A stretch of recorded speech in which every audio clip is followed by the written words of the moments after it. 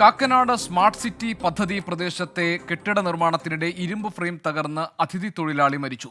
ബീഹാർ സ്വദേശിയാണ് മരിച്ചത്. 4 തൊഴിലാളികൾക്ക് പരിക്കേറ്റു. എസ് ശ്യാംകുമാർ വിവരങ്ങൾ നൽകാനുണ്ട്. ശ്യാം, അപകടത്തിൽ പരിക്കേറ്റ് ചികിത്സയ്ക്ക് കൊണ്ടുപോയ തൊഴിലാളി മരിച്ചതായിട്ടുള്ള വിവരം വരുന്നുണ്ട്. എന്താണ് വിവരങ്ങൾ?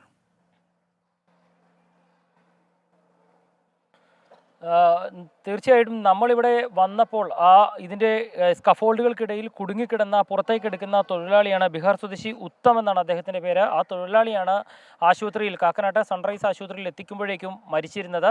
ആ തൊഴിലാളി കൂടാതെ ഒരാൾക്ക് കൂടി പരിക്ക് ഗുരുതരമാണ് എന്നുള്ളൊരു വിവരം കൂടി ആശുപത്രിയിൽ നിന്ന് ലഭിക്കുന്നുണ്ട്. മുഴുവനായി 5 തൊഴിലാളികളാണ് ഈ സ്കഫോൾഡിൻ്റെ മുകളിൽ നിന്നുകൊണ്ട് കഴിഞ്ഞ 3 ദിവസമായി ഈ ജോലി ചെയ്തുകൊണ്ടിരുന്നത്.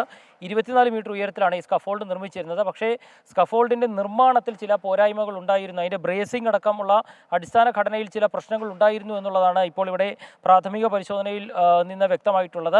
പുറത്ത് ഒരു കമ്പനിക്കാണ് ഇതിൻ്റെ ഈ ജോലികൾ കരാർ കൊടുത്തിരുന്നത്. ആ കമ്പനിയാണ് ഈ സ്കഫോൾഡ് ഇവിടെ നിർമ്മിക്കുകയും ചെയ്തിരുന്നത്. ഏതായാലും ഈ അപകടത്തിൻ്റെ നടന്ന സ്ഥലത്തിൻ്റെ ദൃശ്യങ്ങൾ തന്നെയാണ് കാണുന്നത്. അവിടെ ഇപ്പോഴും ഒരു ഹെൽമെറ്റ് കുടുങ്ങിക്കിടപ്പുണ്ട്. അതിനിടയിൽപ്പെട്ട ഒരു തൊഴിലാളിയുടെ ഹെൽമെറ്റാണ് അതിനിടയിൽ കുടുങ്ങിക്കിടക്കുന്നത്. ഇതിനിടയിൽ നിന്നാണ് ഫയർഫോഴ്സ് എത്തി 2 പേരെ ആശുപത്രിയിലേക്ക് മാറ്റിയത്. മറ്റ് 2 പേർ ഇവിടെ നിന്ന് ഇത് തകർന്നു വീഴുമ്പോൾ ചാടി മാറിയിരുന്നു. അവർക്ക് 2 പേർക്കും കാലിനാണ് പരിക്കേറ്റത്. അവരും ഇപ്പോൾ ആശുപത്രിയിൽ തന്നെ ചികിത്സയിൽ കഴിയുകയാണ്. അങ്ങനെ ചികിത്സയിൽ കൊണ്ടുപോയ ബീഹാർ സ്വദേശിയായ ആളാണ് ഉത്തം എന്ന് പറയുന്ന ഒരു തൊഴിലാളിയാണ് മരിച്ചിരിക്കുന്നത്. മറ്റൊരാളുടെ നില കൂടി ഗുരുതരമാണെന്ന് ആശുപത്രി അധികൃതർ വ്യക്തമാക്കുന്നുണ്ട്. ഏതായാലും ഈ സ്കഫോൾഡ് നിർമ്മാണവുമായി ബന്ധപ്പെട്ടുള്ള പരിശോധനകൾ നടത്തുമെന്ന് അറിയിച്ചിട്ടുണ്ട്. അതിൻ്റെ സുരക്ഷയിൽ വീഴ്ചയൊന്നും ഇല്ലായിരുന്നു എന്നാണ് നേരത്തെ ഇതിൻ്റെ പ്രൊജക്ട് മാനേജർ അടക്കം വ്യക്തമാക്കിയിരുന്നത്. പക്ഷേ പുറം കരാർ കൊടുത്തിരുന്ന ഈ നിർമ്മാണത്തിൽ ചില പോരായ്മകളുണ്ട് എന്ന് ഫയർഫോഴ്സ് ഉദ്യോഗസ്ഥരടക്കം പ്രാഥമിക പരിശോധനയിൽ അവർ പറഞ്ഞിരുന്നു. ഏതായാലും ഇതുമായി ബന്ധപ്പെട്ട കൂടുതൽ പരിശോധനകൾ നടക്കുമെന്നുള്ളതാണ് അറിയുന്നത്. നിലവിൽ ഇവിടെ നടന്നിരുന്ന നിർമ്മാണ ജോലികൾ പൂർണ്ണമായും നിർത്തിവെച്ചിട്ടുമുണ്ട്.